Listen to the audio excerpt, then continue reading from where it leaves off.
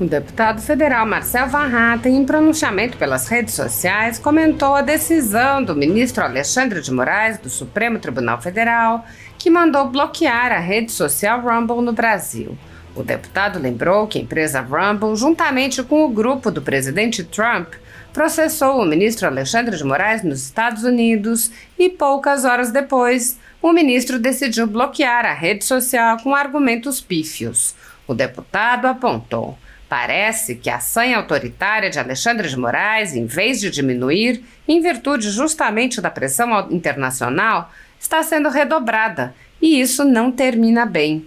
É muito triste ver agora que, mais uma vez, Alexandre de Moraes censura brasileiros nas redes sociais, na internet, que utilizam uma rede, nesse caso o Rumble, que havia sido desbloqueado por Alexandre de Moraes antes da vinda do relator da liberdade de expressão da OEA, Pedro Vaca. Van Hatten lembrou que o desbloqueio da rede, juntamente com o desbloqueio de alguns perfis, pareceu uma sinalização do ministro de que não haveria muita censura no Brasil para a visita da Comissão Interamericana de Direitos Humanos. O deputado disse: "A gente viu que aquilo era uma conversa para boi dormir."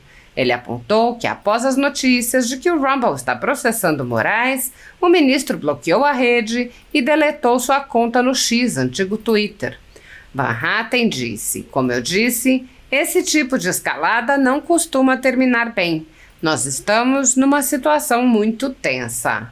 O deputado explicou que na mesma semana foi apresentada uma denúncia extremamente frágil contra o ex-presidente Jair Bolsonaro e seu entorno, enfatizando que a denúncia se baseia em uma delação premiada obtida sob coação.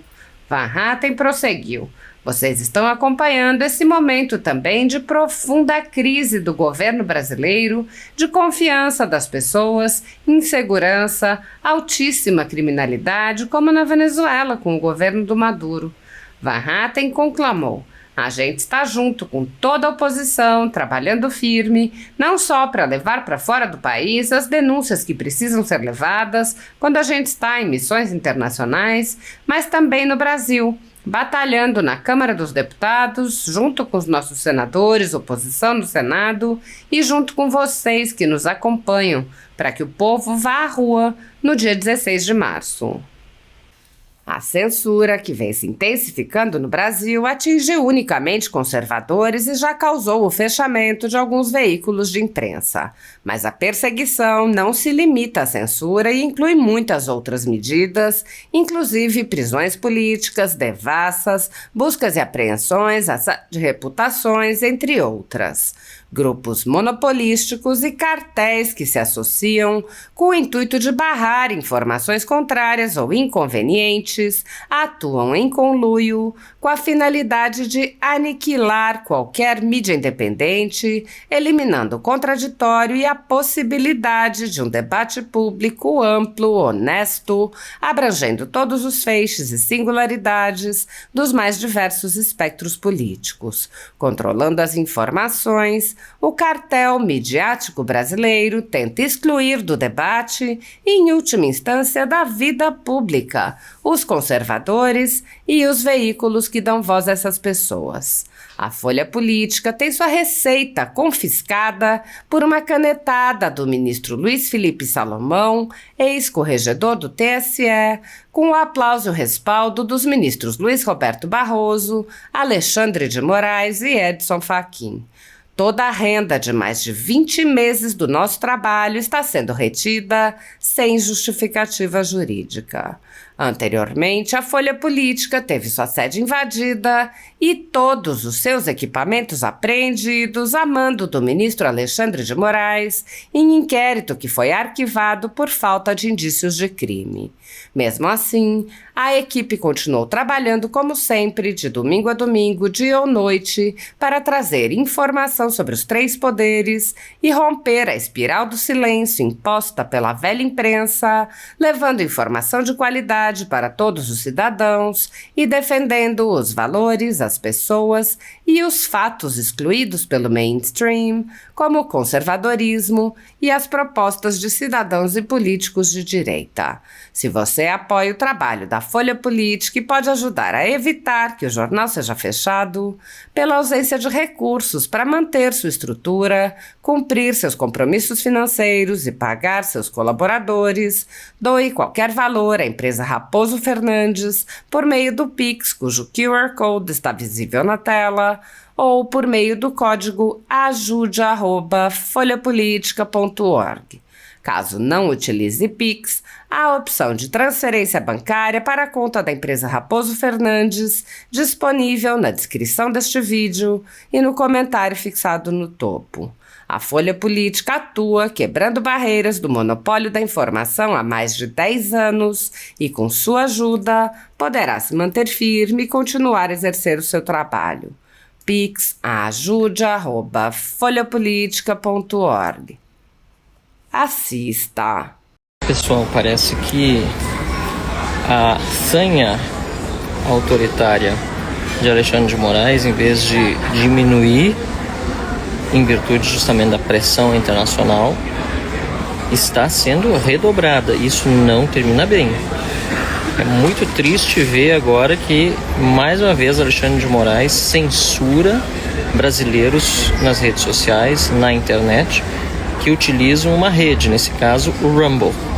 O Rumble, que havia sido desbloqueado por Alexandre de Moraes antes da vinda do relator da liberdade de expressão da OEA, Pedro Vaca, tinha sido, naquela sexta-feira anterior à sua chegada, desbloqueado no Brasil.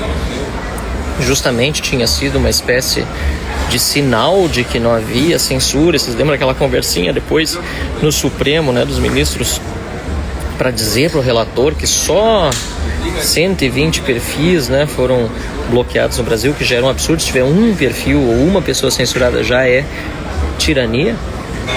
Mas a gente viu que aquilo era uma conversa só para boi dormir, porque agora, depois de o Chris Pavlovski, né, postar algumas vezes que está processando Alexandre de Moraes lá nos Estados Unidos por afetar a soberania americana ao tentar censurar brasileiros fora do território nacional, ou seja, lá nos Estados Unidos. Tanto a empresa do Trump, a Truth, como a Rumble entraram judicialmente contra Alexandre de Moraes.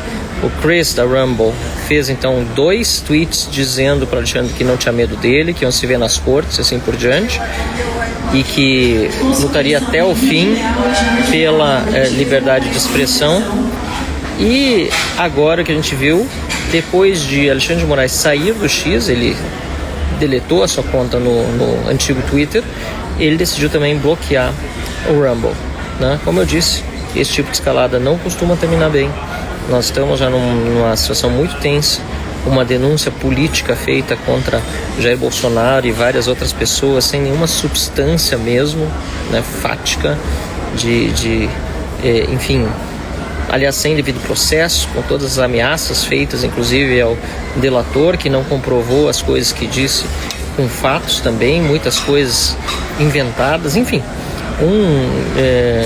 roteiro de cinema nem B, C, D, e agora esse bloqueio do Rumble, né? Eu estou aqui dizendo para todos vocês que estão acompanhando esse momento também de profunda crise do governo brasileiro, de confiança das pessoas, insegurança altíssima, criminalidade, como na Venezuela, né, com o governo do Maduro, do Chávez, depois Maduro crescendo um monte, porque a esquerda tem tolerância com os bandidos, tolerância com crime, e infelizmente a gente vê que isso afeta em todos os níveis.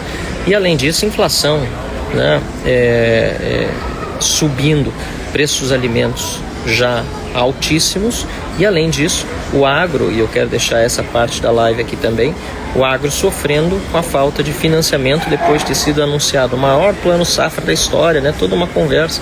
Para o meu Rio Grande do Sul também um problema enorme, porque muitos estão precisando de capital e depois da enchente estão com pouco recurso, se é que tem, e nenhuma garantia, e o governo dá essa notícia de que suspendeu o plano safra. Agora Haddad tentou contornar, mas não é, a princípio, suficiente para aquilo que os nossos produtores precisam, né? E para concluir, aliás, sobre a questão do Rio Grande do Sul também, está havendo nesse momento, estou indo participar de uma missão internacional junto com o prefeito de Porto Alegre, governador do estado do Rio Grande do Sul, para avaliar com os seus secretários sistemas de proteção contra enchentes. A Holanda é número 1 no mundo, nesse momento justamente em que temos um fim de semana pela frente, a Câmara está com poucas atividades e essa missão é importante justamente para aproveitar esse momento e ir buscar essas alternativas tão importantes